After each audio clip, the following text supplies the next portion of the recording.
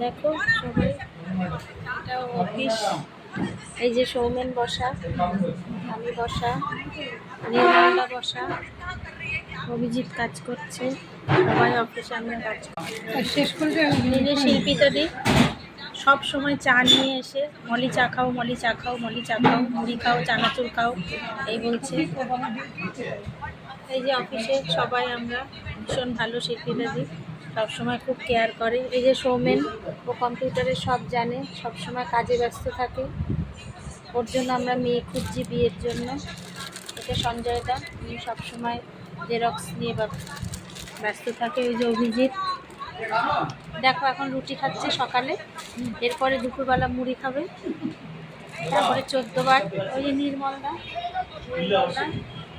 দেখেছো তো বন্ধুরা সবাই দেখছো অফিসটা কিরকম চলছে। ওই যে অপর্ণাদি একটু রাখি আছে, রানা এখনো এসে পৌঁছায়নি। সৌমেন ফোন নিয়ে ব্যস্ত, ফোনে একটা কিছু শোনার চেষ্টা করছে।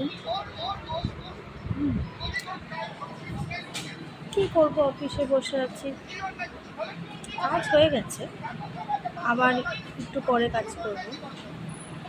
এটা নরেন এসে গেছে, সব সময় মাথা গরম থাকে, কোনো কথা বললেই খেয়ে করে ওঠে। দেখছো তো তোমরা, কী করবো, বসে আছি। স্যার আসবে, তারপরে সই করাবো। রানা এখনো আসেনি, ওই জন্য মন খারাপ। ও এসে গেলে ওর সাথে আবার কথাবার্তা বলা শুরু করবো। দেখছো তো আমার অফিসটা, দেখো এখানে ব্যাগ আছে, সবাই সবার মতো করে কাজ করছে। ও সারাদিন ফোন নিয়ে ব্যস্ত।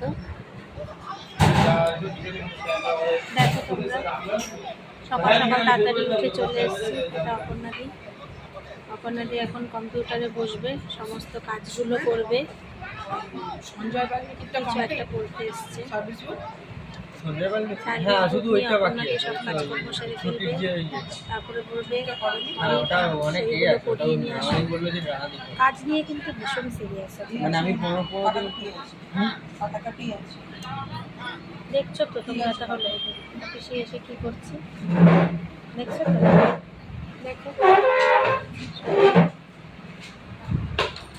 সবাই কাজ নিয়ে ব্যস্ত, কেউ বসে নেই। নির্মলদা এখন যাচ্ছে মুখ ধুতে, পরে আবার চা খাবো, আবার কাজ করবো। ততক্ষণ বসে